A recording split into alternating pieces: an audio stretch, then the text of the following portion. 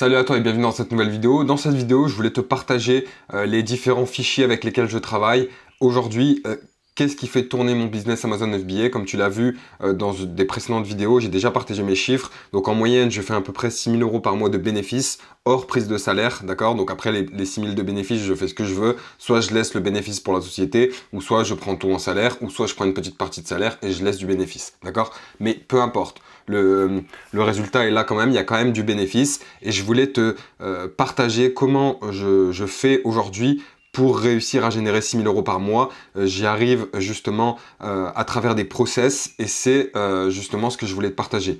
Il y a différents process que j'ai en place pour faire tourner mon business Amazon FBA. Si tu veux, il y en a plusieurs et c'est plusieurs fichiers que je mets à jour tous les mois pour faire tourner la boutique. Je vais te montrer ça en allant dans Amazon FBA Process. Donc tu vois ici, il y a plusieurs fichiers. Je les ai mis en vente au cas où, parce que je me suis dit que ça pouvait être intéressant de pourquoi pas vendre aussi mon savoir et mon expertise de 5 ans sur Amazon. Et c'est des fichiers en fait que j'ai mis du temps à construire. Au début, je travaillais pas du tout avec ces fichiers. Maintenant, pour moi, c'est devenu indispensable parce que si tu veux, au début sur Amazon, quand tu as 1, 2, 3 produits, tout va bien. Tu sais gérer les stocks. Voilà, il n'y a pas de souci. Tu sais calculer ta marge et tout ça. Mais une fois que tu développes, que tu as plusieurs produits sur plusieurs pays, etc., ça devient une vraie machine à gaz. Et là, il faut absolument avoir des process, des fichiers, être organisé pour pouvoir piloter au mieux son business sur Amazon. Et justement, ça, c'est tous les fichiers avec lesquels je travaille aujourd'hui. Il n'y a pas tout, il y a encore des fichiers de comptabilité que je vais peut-être rajouter par la suite et peut-être des offres d'accompagnement et autres. Mais pour l'instant, c'est des fichiers, il y a ces 4 fichiers-là que j'ai mis sur mon site disponible. Donc je vais venir en détail sur tous ces fichiers, d'accord? Je vais faire une vidéo par fichier pour l'expliquer et je vais t'expliquer la relation qu'il y a entre eux en fait. Alors le fichier le plus important pour moi tous les mois, c'est le fichier planification des stocks Amazon FBA. Pourquoi? Parce que ce fichier-là en fait regroupe tous les produits que j'ai, les unités que j'ai chez Amazon, les ventes des 30 derniers jours, plus les unités que j'ai dans mon 3PL, donc le stockage externe. Et ça prend en compte également le délai de réappro d'un produit. Ce qui fait qu'en fait, tout à la fin de ce fichier, je vais te le montrer comment il est, tout à la fin de ce fichier, en fait, il est comme ça. J'ai des colonnes, en fait, que je viens trier. Parce qu'une fois que j'ai rempli toutes les données de mes produits, d'accord? Donc là, c'est un fichier qui est vierge en fait, il y a juste à remplir tes informations si tu veux le commander, ou alors tu refais le tableau de ton côté si tu n'as pas forcément envie de l'acheter, ce que je peux comprendre. Mais si jamais tu as envie de l'acheter, tu auras juste à remettre tes informations, les fournisseurs ici, l'étiquette, le FNSKU, le code barre de ton produit, là les chiffres, les marges que ça génère produit par produit, d'accord? Une ligne, ça correspond à un ASIN. Ok, là pareil, tu mettras tes ASIN, les noms courts des produits. Et après voilà, ce que je fais tous les mois, c'est ça en gros, c'est que à chaque fois je duplique ce fichier-là, d'accord, avec une nouvelle date où je crée un nouvel onglet. Je viens effacer toutes les données qui ont été remplies ici, parce qu'au fur et à mesure du temps, chaque mois, ces données-là sont remplies. Les ventes des 30 derniers jours, je vais m'appuyer sur Sellerboard pour aller voir les ventes qu'a fait l'ASIN en question. Pourquoi je m'appuie sur Sellerboard? Parce qu'en fait, comme je vends dans plusieurs pays, je peux pas me permettre d'aller sur Amazon Allemagne, regarder les ventes de ce produit-là, retourner sur Amazon France, aller voir les ventes de cette ASIN-là sur les 30 derniers jours, aller sur Amazon Italie, voir les ventes des 30 derniers jours, etc., et tout additionner. Non, je préfère aller soit sur Sellerboard, soit sur Shopkeeper, prendre l'ASIN, faire la recherche et noter tout simplement les unités qui ont été vendues sur les 30 derniers jours au global, d'accord? C'est comme ça que je travaille aujourd'hui. Derrière, je vais aussi regarder sur Sellerboard les unités qui me restent chez Amazon et je vais le mettre, d'accord? Et donc voilà, en fait, en fonction de ça, une fois que tous mes ASIN sont remplis, que ça soit la marge que le produit a générée, les ventes des 30 derniers jours, plus les stocks chez Amazon, et ben en fonction de ça et des stocks que j'ai ici ou des achats que j'ai déjà passés, je vais pouvoir trier derrière ces deux colonnes-là qui sont les colonnes les plus importantes dans mon business aujourd'hui, qui me font permettre de tenir mon stock, tenir mes stocks en fait sur Amazon, ne pas tomber en rupture, commander au bon moment, éviter de surstocker, etc., etc. Donc je vais avoir deux colonnes, je vais te les expliquer. Encore une fois, c'est deux colonnes très importantes pour mon business aujourd'hui. Il y a le réassort UPS. Pourquoi il y a une colonne réassort UPS? Parce que si tu veux, aujourd'hui, je travaille avec un 3PL dans lequel je stocke des marchandises sous forme de stock tampon, d'accord? Et par exemple, s'il y a 200 pièces chez Amazon et que les 200 pièces commencent à s'écouler et que j'ai besoin de réapprovisionner, ben, je vais taper dans le stock tampon du 3PL. Et pour ça, ben, j'ai cette colonne-là qui me dit à quel moment je dois renvoyer des unités du 3PL vers Amazon. C'est pour ça que j'ai marqué priorité UPS envoi parce que c'est vraiment de l'enlèvement UPS ici. Après, ça peut être pas forcément, enfin c'est peut-être pas forcément pour toi un 3PL, d'accord? Un entrepôt qui stocke pour toi ta marchandise, ça peut être chez toi, ta maison, ou ça peut être un garage que tu as en location, etc., etc., peu importe. Ici, en fait, si tu veux, j'ai mis deux zones de stockage. Il y a le stockage 3PL que moi j'utilise et un stockage chez toi. Ça peut être une deuxième zone de stockage. Moi, à un moment donné, personnellement, j'avais un garage que je prenais en location en plus du 3PL. Donc voilà, donc c'est pour ça qu'il y a deux lignes de stockage externe. Mais tout ça, c'est pris en compte si tu veux. Et en fonction des stocks que tu as disponibles dans tes stocks externes, et ben derrière, si tu n'as rien, ici, il va y avoir la colonne de priorité des commandes à faire. Si tu n'as rien, il va te dire à quel moment il faut commander. Il ne faudra jamais être en rouge, d'accord? Quand tu es en moins, ça veut dire que tu as 2 mois de retard sur ta commande. Là, ici, on parle en mois. Hein. Les 1, les 2, etc., etc., c'est des mois. Et donc, quand tu es en 1, ça veut dire là, dans un mois, il faudra envoyer le réassort UPS de ce produit-là, tu vois, de la première ligne. Ici, il y a 2 mois, et ben, ça prend en compte le délai de réappro du produit. Donc, comme il y a 3 mois de délai de réappro, après, c'est à toi de venir modifier cette colonne-là. Parce que si c'est des produits français, par exemple, t'as pas forcément 3 mois, t'as peut-être qu'un seul mois ou 2 semaines. C'est à toi de mettre 0,5 si c'est la moitié d'un mois, 1 mois si c'est 1 mois, tu vois. Moi, je mets 3 mois pour des produits en Chine parce que je préfère prendre large et prendre une marge de sécurité, notamment pour 1 mois de fabrication et 2 mois de livraison en bateau, pour avoir les coûts d'achat les moins chers, si tu veux. Et donc là, si c'est un produit typiquement qui s'achète en Chine, on a 2 mois de retard. Et donc, quand on a 2 mois de retard, qu'est-ce qu'on fait? Eh ben, on vient alimenter la commande achat rapide, urgence. Ici, j'ai une commande réappro urgence.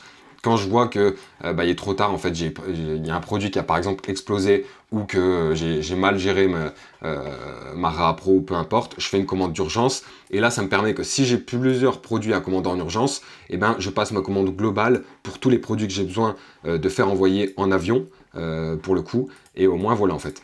Le fait d'avoir des colonnes comme ça, pourquoi aujourd'hui je travaille de cette façon, c'est que une fois que j'ai rempli, encore une fois, les données de mes produits, d'accord, des ventes des 30 derniers jours, des stocks chez Amazon, etc., et ben derrière, je vais venir planifier, en fait, faire ce que j'ai besoin de faire. Tu vois, au tout début, la première étape, en gros, c'est d'insérer les données en fonction des 30 derniers jours, comme je te disais, des stocks chez Amazon et de l'argent généré des produits. La deuxième étape, ça va être de trier les deux dernières colonnes, comme je te l'ai montré, pour voir quel produit a besoin de se faire alimenter par UPS ou a besoin de repasser commande, d'accord? Et la troisième étape, en fait, ça va être ma prise de décision et la préparation des réachats et des réappro UPS. Donc là, c'est à ça que me servent ces colonnes-là, c'est de la prise de décision. Une fois que ces données sont remplies et que j'ai tout trié, eh ben, je vais me dire, là, voilà, j'ai besoin de faire une urgence de 200 pièces. Ici, j'ai besoin de faire un rachat à long terme en bateau de 600 pièces, par exemple, d'accord? Et tout se met à jour automatiquement, si tu veux. Donc là, par exemple, on voit qu'on a 2 mois de priorité envoi UPS. Du coup, c'est passé à 2 mois parce que l'urgence, comme j'ai mis 200 pièces en urgence, ça prend en compte que ça va arriver très rapidement, donc d'ici une semaine en avion en général. D'accord? Et après, pareil, le stock long terme, ici, la commande, elle prend 2 mois, faudra seulement faire une commande dans 2 mois. Pourquoi? Parce que ici, il prend en compte qu'on vient de passer une commande de 600 pièces en achat. Une fois que le produit a été acheté, bah, je vais venir transférer les 600 en shipping, d'accord? Donc ici, je suis à 0. Là, l'achat rapide, il y a 200. Et le mois prochain, quand je vais mettre à jour mes stocks, il va passer à 0 également. Il va venir être reçu par Amazon. Donc ici, on va peut-être passer à 350 par exemple. Tu vois, ce qu'il faudra juste pas oublier, c'est de remettre à 0 ton achat rapide. En cours de réception, en général, c'est tout ce que je prépare du 3PL ou de chez moi vers Amazon. D'accord? Donc s'il y a du stock chez le 3PL, ici par exemple, on a 500 de stock, et ben je vais venir prendre 100 pièces pour alimenter Amazon, mais ici, je vais passer à 400. Pour bien être à jour dans mes stocks externes, tu vois. Et là, pareil, ça va être pris en compte ici directement. Tu vois, là, on passe tout de suite à dans 4 mois qu'il faut faire une priorité parce qu'il a calculé qu'on avait 400 en stock externe chez le 3PL. Donc, on n'a pas besoin de recommander, tu vois. Donc, ce qui va être ultra important, c'est d'être vraiment bon dans tes stocks externes. Vraiment, les stocks que tu disposes hors Amazon. Et après, tous les mois, ce qu'il faudra faire, c'est vraiment alimenter ces deux cases-là, en fait. Les 30 derniers jours, les ventes globales sur toutes les marketplaces, plus les stocks qui restent chez Amazon. Et en fonction de ce que tu as mis ici dans tes stocks externes, tu vas pouvoir prendre tes décisions et voilà. Donc tout ce que ça permet, ce fichier, en fait, encore une fois, ce fichier, tu peux carrément le recopier, hein, tu peux faire exactement le même que moi, ou tu peux le commander ici, tu vois, c'est celui-là, fichier planification des stocks Amazon FBA. Si je rentre dessus, je vais te montrer. Voilà, plutôt que de jongler avec plusieurs outils et feuilles de calcul, j'ai développé un fichier de suivi des stocks personnalisé qui centralise toutes les informations nécessaires spécialement pour piloter au mieux mon propre business Amazon FBA. Encore une fois, c'est mon propre fichier. C'est vraiment les fichiers avec lesquels je travaille aujourd'hui. Voilà, je me suis dit que ça pouvait être intéressant de les partager et de les mettre à la vente parce que moi-même au début, j'aurais bien aimé avoir ces types de fichiers déjà faits et que c'est le mieux vraiment pour piloter un business. En fait, aujourd'hui, c'est grâce à ça que je le fais une seule fois par mois, mes stocks. Ma commande de Réa Pro en Chine ou vers d'autres fournisseurs, je le fais qu'une fois par mois, tu vois. Et ça me prend très peu de temps parce qu'une fois que les données sont bien remplies ici, la prise de décision, elle est ultra facile.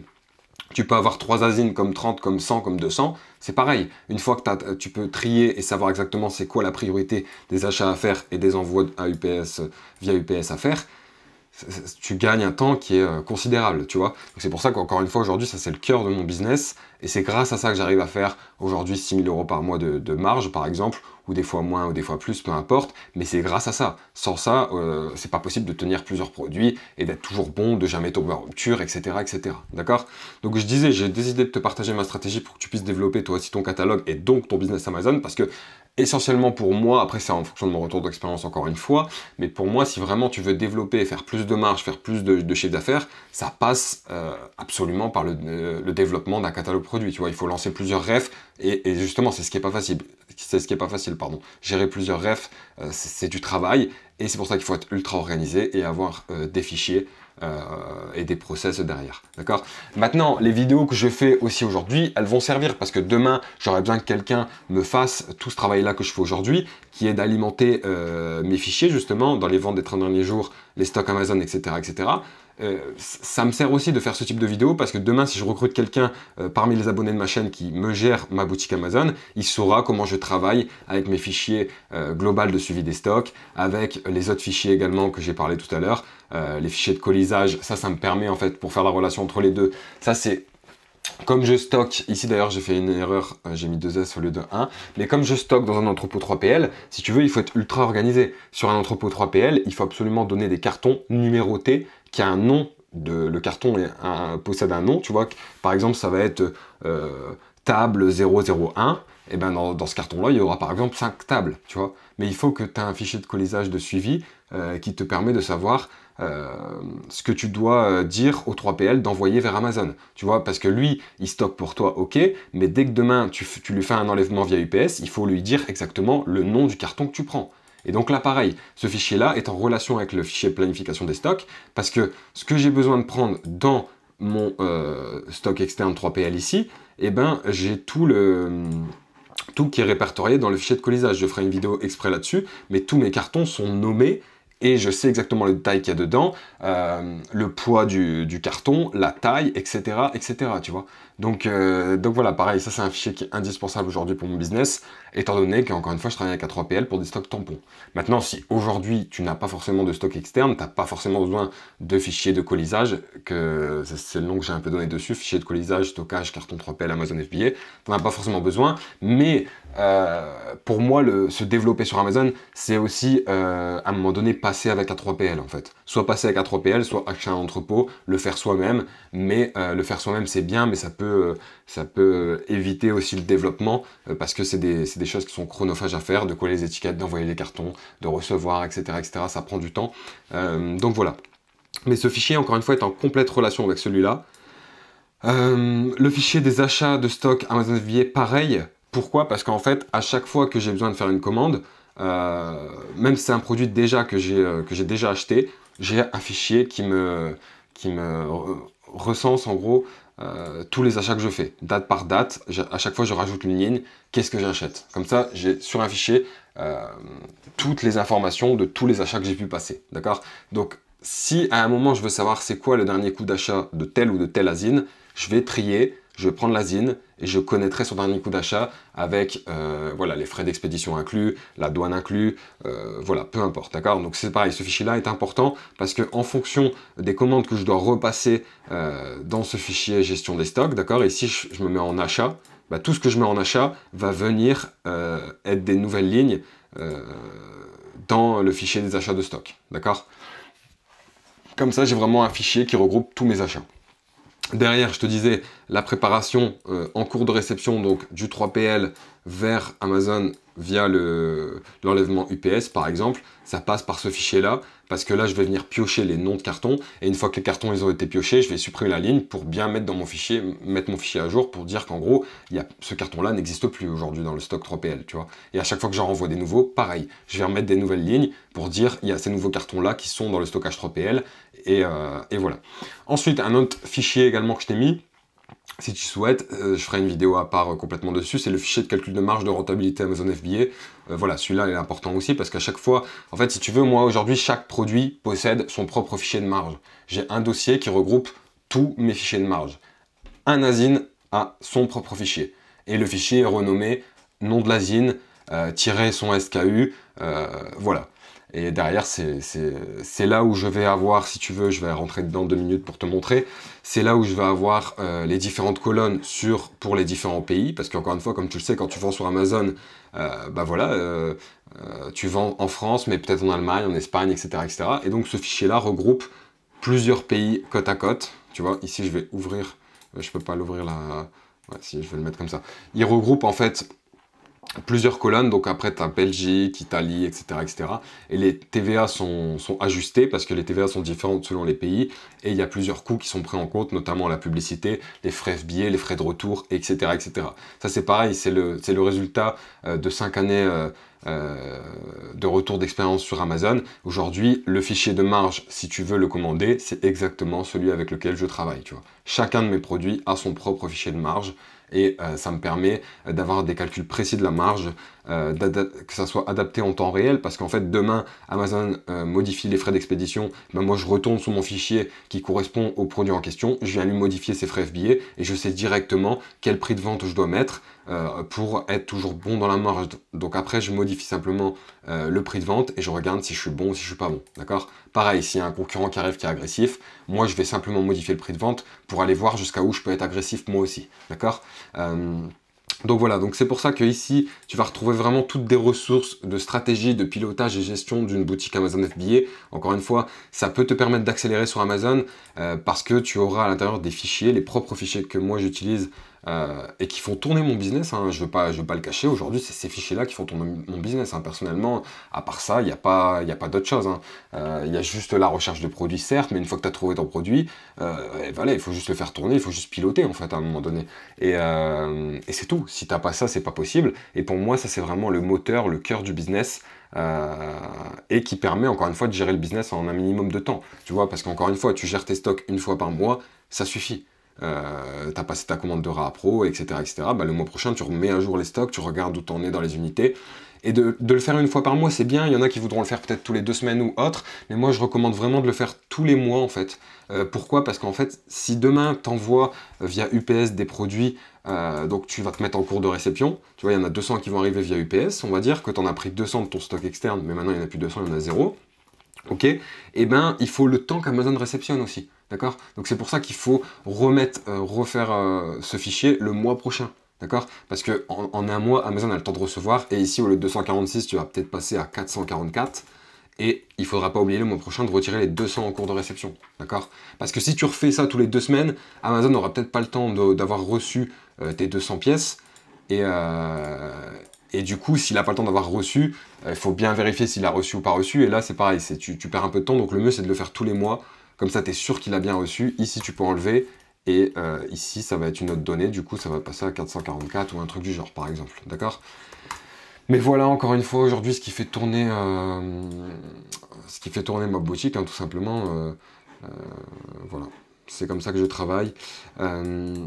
Et ça permet de planifier tes réapprovisionnements de manière stratégique, minimiser tes frais de stockage parce que ça te permet d'éviter de surstocker chez Amazon, de travailler avec un 3PL à côté et d'être organisé avec un fichier qui te dit les unités que tu as de dispo, et après c'est de la prise de décision, c'est toi combien d'unités tu envoies de ton 3PL vers Amazon, tu vois, au lieu de tout mettre chez Amazon, d'avoir des frais de dépassement de stockage, chose que j'ai déjà eu, hein, c'est pour ça que j'ai dû mettre en place ces types de fichiers là et travailler avec un 3PL, parce qu'en fait j'ai déjà eu SKU, pas mal de frais de stockage, de dépassement, etc. etc. Ça te permet d'optimiser tes délais de livraison vers Amazon aussi, maintenir un flux régulier de produits en stock chez Amazon tout en réduisant tes coûts logistiques et tout le temps de travail. Le temps de travail, on s'imagine pas, mais c'est énorme en fait. Le fait d'avoir ce type de fichier, c'est énorme parce que au lieu de passer un temps fou à chercher les informations à droite, à gauche, etc., tout est toujours cadré et répertorié dans le même fichier. Et voilà, moi c'est mon fichier que j'appelle gestion de stock Amazon FBA. C'est parfait pour identifier les articles nécessitant un réapprovisionnement en considérant plusieurs emplacements de stockage et des délais de réapprovisionnement spécifiques à chaque produit. En fait, cette phrase-là, elle est hyper importante et ça résume bien à quoi correspond ce fichier. C'est vraiment quand tu as plusieurs emplacements de stockage qui est Amazon et un autre emplacement, d'accord? Pour que tout soit pris en compte, ok? Et également des délais de réapprovisionnement spécifiques à chaque produit. Parce qu'il se peut que tu as encore une fois des délais de 3 mois si tu commandes en Chine, ok? Et il se peut qu'il y a des produits où tu n'as pas des délais de 3 mois, mais tu as des délais de 1 mois par exemple. Et ça, c'est à toi de le mettre à jour. Si demain tu achètes ce fichier, c'est à toi de vraiment voilà, supprimer des lignes s'il y a trop de lignes. Si tu n'as que 5 produits, tu supprimes, tu gardes que 3 lignes. Maintenant, si tu en as plus, tu vas te mettre tout en bas, tu fais insérer une ligne, copier, coller, ok? Etc., etc. Mais c'est à toi de le moduler en fonction de tes produits, tout simplement. Encore une fois, ici, tu mets ton étiquette FNSKU, le nom de ton fournisseur, si c'est Chine partout, tu mets Chine partout. Ici, c'est les bénéfices mensuels de chaque produit. Comment je regarde ça? Je prends très simplement, par exemple, l'Asine, je viens le mettre sur mon seller board, ok, je me mets ici sur les 30 derniers jours, là, je vois 194 unités, donc 194 unités vendues, donc je vais mettre 194 ici, ok. Donc là, on va imaginer que je le fais devant toi, 194, d'accord? Le bénéf est de 510. 510 ici. 510, voilà. Voilà, cross profit. Et ensuite, le stock, c'est là, 367. Et là, Amazon 367. Voilà. Voilà comment je travaille. Et derrière, voilà, encore une fois, c'est modulable. Hein. Ici, le délai de rappro, c'est ça une colonne qui est importante aussi à moduler selon tes produits. Parce que, encore une fois, si tu as un fournisseur qui est français, il faudra mettre 0,5 ici. S'il livre en 2 semaines, si c'est un fournisseur allemand et que tu n'as qu'un mois pour être approvisionné, là, le délai de rappro, il faut vraiment prendre en compte et la fabrication et la livraison. C'est hyper important pour que la priorité des commandes à faire se mette à jour correctement. Ok ? Donc voilà, tu fais comme tu veux. Ce qu'il faudra faire aussi, de toute façon je t'ai mis exactement le détail si jamais tu achètes le fichier, ou si tu veux le faire de ton côté, n'hésite pas à remettre la vidéo à nouveau pour le refaire de ton côté toi-même. Tu fais vraiment comme tu veux, voilà, après tu es libre. Ici je t'ai mis en fait comment se passe après l'achat, que faire après le paiement. Une fois le fichier commandé, il faut le télécharger, d'accord? Donc tu payes, voilà. Ensuite tu le commandes, tu mets à jour le fichier en fonction de tes données, donc là la colonne Asine, FNSKU, fournisseur, délai de rappro, d'accord? Et ensuite tu mets les quantités que tu disposes en stock externe, ça va être l'étape 2, en gros, parce qu'une fois que tu as mis les données de tes produits, il faut vraiment mettre qu'est-ce que tu as dans le stock externe. Ici ça peut être très bien chez toi, dans ce cas-là tu mets chez toi, tout est modifiable encore une fois. Hein. Mais ici c'est 2 colonnes de stock, au cas où tu as 2 zones de stockage. Moi, je l'ai pris en compte comme ça. Après, tu fais vraiment comme tu le sens. Mais la première étape, je disais, c'est de mettre à jour ton catalogue, plus de mettre les stocks externes que tu disposes hors Amazon des produits, d'accord? Ensuite, une fois que tu as fait ça, tu auras le process à effectuer tous les mois qui est de insérer les données de Shopkeeper ou de Seller Board. Les 30 derniers jours, d'accord? Donc ici, tu te mets là, ça regroupe tous les pays. Là, on voit 194. Boum, encore une fois. Derrière les stocks restants, l'argent généré de chaque produit, ça t'es pas obligé de le faire, mais moi je le fais parce que j'aime bien savoir quel produit m'a rapporté quoi, et mon portefeuille de produits global, combien il me rapporte au total. Ça c'est pareil, je trouve que c'est intéressant pour prendre des décisions parce que c'est là que ça peut te permettre de faire un tri, d'accord, de Z à A, et de savoir c'est quel produit qui te rapporte vraiment du pognon et quel produit qui rapporte pas grand chose et qui pourrait être dégagé et remplacé par un autre par exemple. Ou gardé mais avec moins d'intérêt, tu vois ce que je veux dire? Donc voilà, chaque colonne est vraiment, tu peux mettre les tris partout, c'est ça qui est intéressant. Même si demain, voilà, tu passes des achats long terme, d'accord? Par exemple, tu sais que tu as 100 à acheter de celui-là, tu as 200 à acheter de celui-là, et tu as 400 à acheter de celui-là, par exemple. Ici, ce que tu fais, c'est que vraiment, tu sélectionnes où il y a les produits à racheter, au moins tu sais que tu as ces 3 refs-là à acheter, et puis voilà, tu vois. Puis derrière, après, tu enlèves le filtre. Voilà, c'est pour ça que je te disais, tout est personnalisable. Après, qu'est-ce que j'allais dire d'autre Donc voilà, trier les deux dernières colonnes selon les priorités, parce que pour moi, c'est vraiment ces colonnes-là qui gèrent mon business aujourd'hui. Encore une fois, la colonne T pour savoir ce que tu dois envoyer avec UPS dans les enlèvements, du 3PL à Amazon ou de chez toi vers Amazon, d'accord? Et la colonne U, les produits que tu dois recommander. L'autre colonne hyper importante, parce qu'en fait, si tu ne recommandes pas à temps, tu dois te taper de l'urgence ou des ruptures de stock, et c'est de la perte d'argent pour ton business. Et donc voilà. Et après, l'étape 3, encore une fois, c'est la prise de décision et la préparation des rachats et des RAPRO. Dans la colonne en cours de réception, je vais écrire les unités que j'envoie du 3PL ou de chez moi vers Amazon. D'accord? Cette colonne-là. En cours de réception, parce que ça va arriver, en gros. Si c'est de mon 3PL en France vers Amazon, ça arrive. Si c'est de chez moi, que j'habite en France vers Amazon, ça arrive, tu vois. Donc c'est pour ça que j'ai mis ça en cours de réception. Dans la colonne achat, les produits que tu dois racheter auprès de tes fournisseurs. Donc comme ça, tu sais directement tous les achats que tu dois passer. D'accord? Comme je te disais. Donc ça, c'est plutôt les achats long terme. Hein. Même si c'est en France, c'est qu'il n'y a pas 2 mois de livraison, mais c'est plutôt des gros achats, tu vois, enfin des achats assez long terme. Du coup, voilà, je vais tout mettre là-dedans. Et derrière, après, une fois que tu as fait ça, tu peux passer les ordres aux différents interlocuteurs, 3PL et agents ou fournisseurs. 3PL, tu vas lui dire, voilà, il faut m'envoyer tous les produits que tu as mis en cours de réception qui sont chez lui, d'accord? Faudra pas oublier encore une fois de venir déduire les stocks externes. Si encore une fois tu as 400 ici, je me répète un petit peu parce que c'est hyper important en fait, et que tu vas en envoyer 100, ici ok t'es 100, mais il faut bien que tu remettes 300 là, d'accord? Parce que la moindre erreur, c'est pour ça que je me répète, parce que la moindre erreur peut être fatale pour une rupture de stock. Donc il faut être vraiment clean dans ce que tu fais, tu vois. Donc voilà, mais si t'es clean, tout se passe très bien, hein. Il n'y a pas de problème. Après, comme je disais, ouais, on passait les ordres aux différents interlocuteurs, agents, fournisseurs, voilà. Ne pas oublier que c'est ligne par ligne, tout en prenant en compte les unités que tu as mis en cours de réception ou en achat ou en livraison pour mettre à jour ces colonnes également. Voilà, c'est ce que je viens de te dire exactement, c'est que quand tu as des stocks externes, ne pas oublier de retirer les unités si tu les mets en cours de réception ici. Pareil, ici quand tu passes des achats, tu passes un achat de 200, maintenant si tes 200 passent au shipping, donc en bateau de Chine vers la France, tu les enlèves ici, parce que sinon ça va compter 400, tu vois. Donc maintenant tu les enlèves bien, ils sont en shipping, ça va arriver, et une fois qu'ils sont arrivés dans ton 3PL, boum, tu viens mettre 200 à ton 3PL, et ici tu les enlèves bien de ton shipping.